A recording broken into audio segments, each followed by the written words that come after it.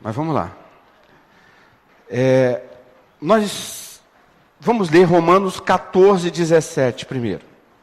Localizaram? Diz assim: pois o reino de Deus não é comida e nem bebida, mas justiça, paz e alegria no Espírito Santo. Isso descreve o reino de Deus. Vamos para Mateus 18, de 1 a 5. Mateus 18, de 1 a 5. Se você quiser dificuldade de encontrar, quiser só ouvir, não tem problema também. Hoje eu esqueci de trazer a colinha de vocês aqui. Diz assim: naquele momento os discípulos chegaram a Jesus e perguntaram: quem é o maior no reino dos céus?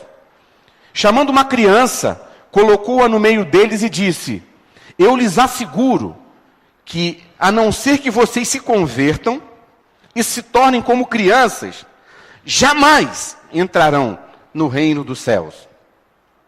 Portanto, quem se faz humilde como esta criança, este é o maior no reino dos céus. Quem recebe uma dessas crianças em meu nome, está me recebendo.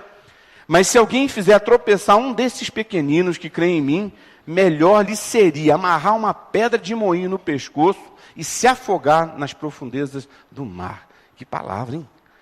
E, por último, Mateus 19, de 13 a 15. Está na sequência aí.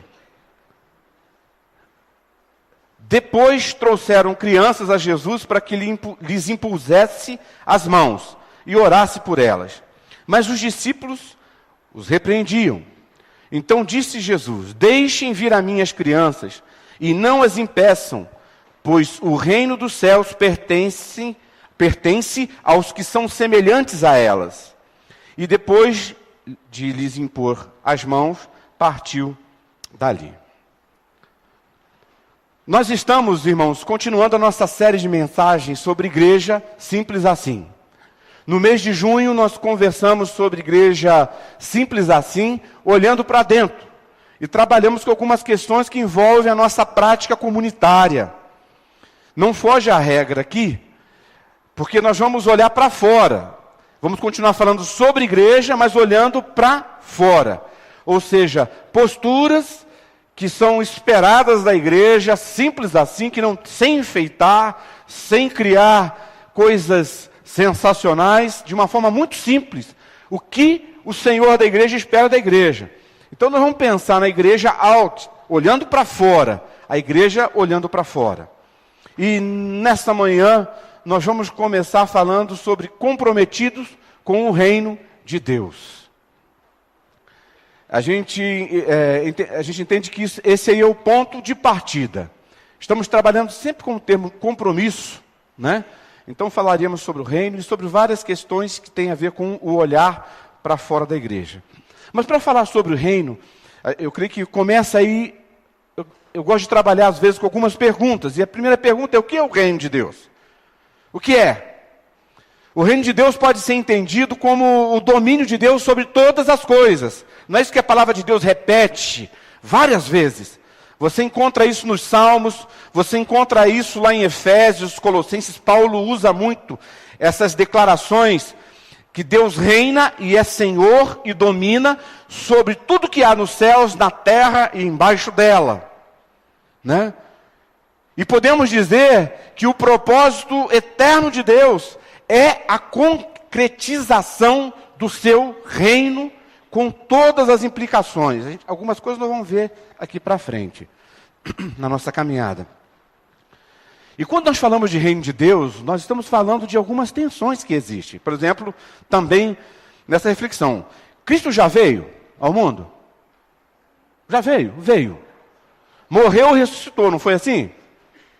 Então, há uma dimensão presente desse reino, concorda?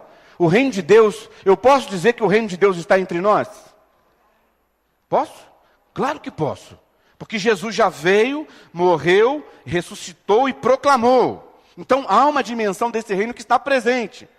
Agora, como Cristo ainda não voltou para pôr fim a essa realidade presente e instaurar os novos céus, nova terra, o reino também, ele tem uma dimensão de futuro, concorda? A plenitude desse reino, a plenitude daquilo que é proposto para o reino de Deus, a perfeição daquilo que está descrito lá nas bem-aventuranças, acontecendo entre nós, conosco, entre nós, isso vai se concretizar num plano futuro, quando o reino de Deus será plenamente estabelecido e implantado. Então nós podemos afirmar que esse reino, que é o domínio de Deus, que é onde a vontade de Deus se manifesta, ele está presente em parte, né? Nos estudos da teologia você diz já e ainda não, né? Ele está, mas não está plenamente, nós aguardamos a isso. Então, como discípulos de Jesus Cristo, nós temos que ter essa convicção de que o reino de Deus veio em Cristo. E que esse reino de Deus pode se manifestar e tem se manifestado na sua vida, na minha vida. Mas que ele ainda não veio plenamente. E por isso, a nossa oração até que isso se concretize, deve ser qual? Quem tem uma opinião? Venha o teu reino. Venha o teu reino. Os discípulos de Jesus Cristo devem orar esta oração e devem trabalhar para que o reino de Deus se faça cada vez mais presente. O reino é de Deus, não é humano. Eu não crio o reino de Deus, mas eu posso, através da minha vida, como discípulo de Jesus, manifestar sinais e marcas desse reino de Deus, para que as pessoas saibam que o reino de Deus já está aqui. Como igreja, nós podemos nos tornar uma comunidade que, ao viver, ao exercer a sua missão, evidencia marcas e sinais desse reino, a ponto das pessoas perceberem que verdadeiramente o reino de Deus está aqui. E se existem marcas, quais são essas marcas? É uma outra pergunta a se fazer quando falamos sobre o reino de Deus. Quando você lê as bem-aventuranças, Mateus 5, 6 e 7, você encontra ali muitas coisas a respeito de sinais e marcas e características do reino de Deus. Por exemplo, fala de humildade. No reino de Deus predomina a humildade. No reino de Deus predomina a justiça, como nós lemos o texto de Romanos. Predomina a paz, predomina a alegria. No reino de Deus, segundo o que está lá em Marcos 12, 34, predomina o amor ao próximo, o amor a Deus e ao próximo. No reino de Deus, segundo o que está em Mateus 5,19, predomina a obediência, sem questionamento, ao Senhor, ao Rei, ao soberano. No reino de Deus, uma das marcas, dos sinais, é que a vontade de Deus prevalece sobre a vontade humana. É um ambiente onde a fidelidade, onde há vigilância, isso tudo está nos evangelhos. São sinais e marcas. Quando de alguma forma a minha vida evidencia esses sinais, eu estou tornando claro diante das pessoas que o reino de Deus chegou.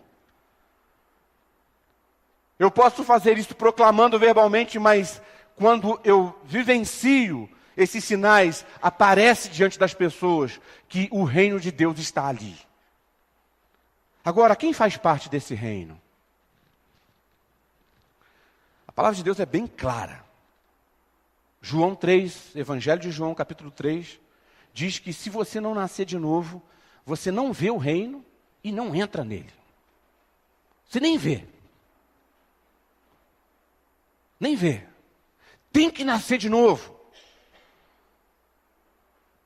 O novo nascimento é aquele momento, Rafael estava falando sobre isso aqui na aula, quando Deus entra na vida de um ser humano e muda. Ele zera a conta antiga. Inicia uma conta nova, numa nova perspectiva, onde o projeto agora é construir a nova humanidade vivida por Jesus aqui na terra em nós. Então, o novo nascimento, ele é inegociável, essencial, para que a pessoa possa entrar no reino de Deus. Então, quem faz parte do reino de Deus é quem nasceu de novo. Mas também existe um outro elemento que é importante, que tem a ver com os textos que nós lemos em Mateus. Quem faz parte do reino de Deus é quem segue um padrão de espiritualidade baseado nas crianças. Isso é muito importante. Isso é muito sério. Quem faz parte do reino é aquela pessoa que tem um coração de criança. Porque o reino de Deus é um reino para gente com coração de criança. Um rabino chamado Harold Kushner, acho que falei certo, chutei aqui, né? Ele disse que as crianças perdoam rápido e se reconciliam na velocidade da luz, pois eles preferem ser felizes a ter razão. Não é legal? Muito legal isso aqui. São simples, são humildes, não se constrangem com vitórias ou derrotas, né? Porque os discípulos estão lá, quem é maior? Eles não se constrangem com essas coisas, porque não competem, eles só brincam. Eles não estão no jogo de quem é o maior e quem é o menor. Eles não estão nesse jogo. Esse jogo de adulto, esse jogo perverso de adulto. É interessante até a gente pensar um pouquinho, como seria o mundo se todos nós tivéssemos corações de criança?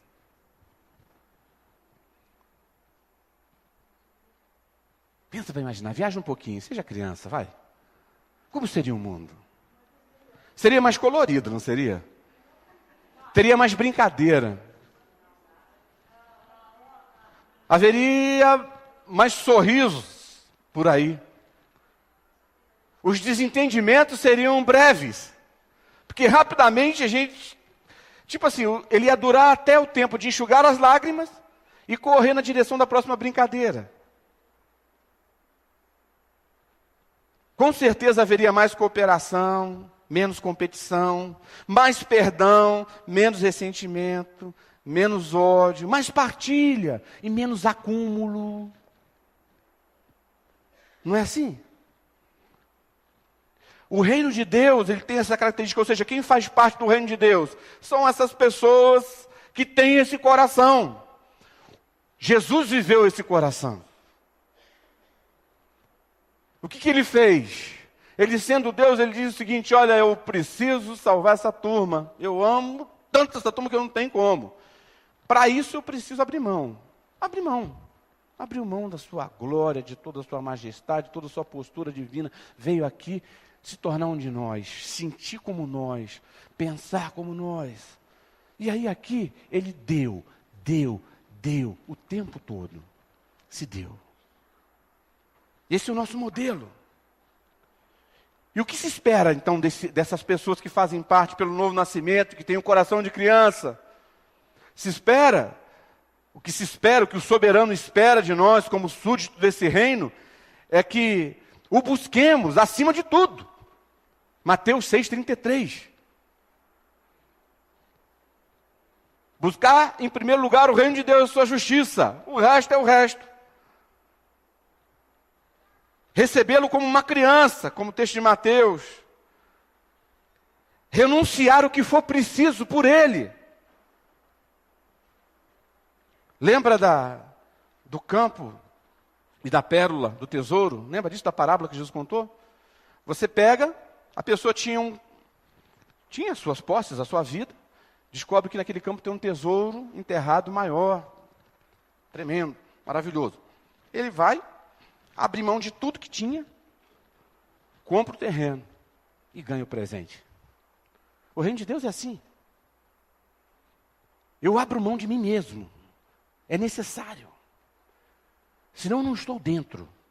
Se eu não estiver disposto a abrir mão de mim mesmo. Se eu quiser reter alguma coisa, não vai funcionar. O que se espera do súdito desse reino é que ele renuncie, o que for preciso, por causa do reino. E que até sofram por causa do reino, porque vai sofrer. Apossar-se dele como um tesouro. Não é apossar-se, abracei minha religião. Lá vou eu de novo. Tem que fazer isso na igreja. Lá vou eu de novo. Sabe, não abraçar dessa forma. É abraçar o que você recebeu de Deus como um tesouro. Isso tem um valor que você não tem como medir. Que você recebeu. Olhar assim. E não olhar para trás. Porque também diz que aquele que Lá em Lucas 9:62, aquele que põe a mão no arado, quer dizer, que abraça o reino e olha para trás, não é digno do reino de Deus. Frouxo não entra no reino de Deus, desculpa a expressão, mas foi o que veio na minha cabeça. Agora, o que a igreja tem a ver com isso, irmãos? Com o reino de Deus? O Novo Testamento, ele não identifica a igreja com o reino de Deus, não é a mesma coisa. Apesar de existir uma relação entre igreja e reino, são duas coisas distintas. A igreja não é o reino de Deus. A igreja tem limites, não tem limites? E limites muito claros, porque ela assume formas institucionais. Nós fazemos parte de uma instituição. A igreja assumindo forma. Tem líderes humanos, Tem líderes humanos. E nada disso se aplica ao reino de Deus. O reino de Deus não é institucional. O reino de Deus não tem gente, ser humano ali ditando as regras. O reino de Deus, quem dita as regras é Deus. E ele não está limitado a espaço e tempo. Ele transcende a tudo isso. O reino de Deus é uma realidade que transcende os limites da igreja. E que pode não estar presente em todos os aspectos da vida da igreja. Pus a pulga atrás da tua orelha? Porque às vezes tem coisas que a igreja faz que não é reino de Deus. Sabe aquelas vontades disciplinares, onde você quer disciplinar alguém porque cometeu um erro? E normalmente, às vezes quando isso acontece na igreja, é sempre na área sexual, porque os outros não são punidos com a mesma severidade, né? Mas na área sexual, exposição, chama à frente, massacra, destrói. Isso não é reino de Deus. Essa aí é uma face da igreja onde o reino de Deus não está presente. Porque o reino de Deus é o sinal do reino é quando vai junto, sofre junto, dá a mão, sofre a dor do pecado que a pessoa está sofrendo e que você assume junto com ela, dá a mão, eu estou sofrendo com você. Você errou. Mas se você errou, por que eu não fiz nada? Porque eu estava junto com você, sou carne da tua carne, estou junto com você, sou igreja com você. Não cuidei como deveria, e aí assume para erguer aquela pessoa. Aí é reino. Dá cara para bater. Porque às vezes quando a gente age assim, é chamar de frouxo também. Estou com frouxo hoje na ponta da língua, né? Porque quem não pune é frouxo. Quando não pune com aquela severidade ou com agressividade, é frouxo. Historicamente, irmãos, isso pode ser comprovado. A igreja tem por vezes se harmonizado com o reino, mas outras vezes tem estado em contradição com o reino.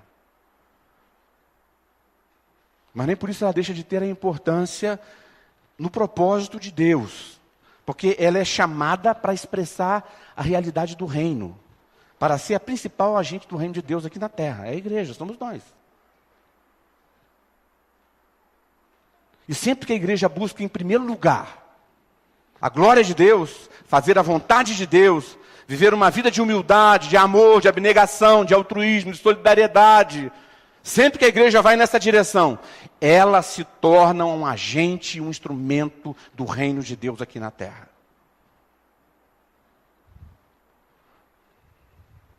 Uma outra questão importante que a gente precisa pontuar aqui é que o reino de Deus não é refém da igreja. E às vezes ele pode se manifestar fora daqui. Tem gente que se arrepia tudo quando a gente fala isso, né? Porque Deus não está preso nessa caixinha que nós chamamos de IPI do Ipiranga. Nem na caixinha maior, Igreja Presbiteriana Independente do Brasil. Ou nem na caixona maior, Igreja Brasileira. E nem na outra. Não, Deus não é refém disso. É só ler a Bíblia. Quem lê a Bíblia sabe disso. Deus usa quem Ele quer. Ele faz com quem Ele quer. Ele age onde Ele quer. Até nos lugares que nós achamos que talvez Ele não esteja lá.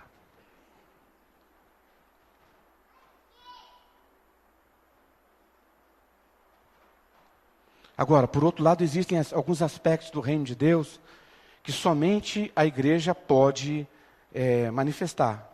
Por exemplo, a proclamação do reino. Não é? Para você proclamar que o reino de Deus chegou, proclamar o evangelho do reino, Você tem que ter sido alcançado e transformado por esse evangelho. Não é? E aí, para proclamar, isso somente a igreja pode fazer. Agora, esse ponto, irmãos, é um ponto muito importante, muito sério, que a gente precisa dar uma atenção, porque às vezes a igreja corre o risco de fazer parte do sistema anti-reino. A palavra de Deus já disse que nós vivemos num mundo que jaz no maligno, não é isso que a palavra de Deus diz? A palavra de Deus deixa claro para a gente que nós vivemos uma realidade de oposição de um reino, o reino das trevas se opõe ao reino da luz, o reino da coisa ruim se opõe ao reino de Deus. Isso é fato, isso é real. Mas existem várias situações que se mostram como situações anti-reino, ou seja, tudo aquilo que nega o que o reino de Deus propõe se torna anti-reino.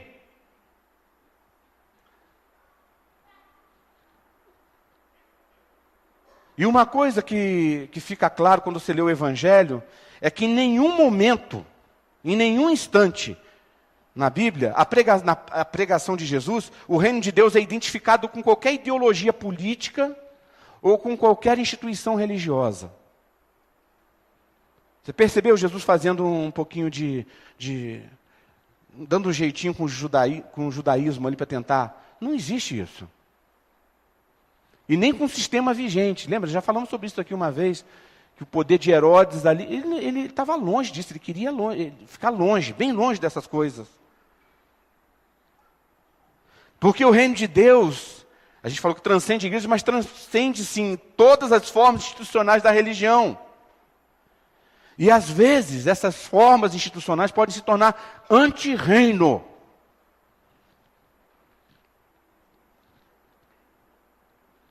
A igreja, por exemplo, ela pode se tornar um entrave para os interesses do reino de Deus, quando ela está mais preocupada com a sua própria sobrevivência, com o seu prestígio, com poder, do que com pessoas.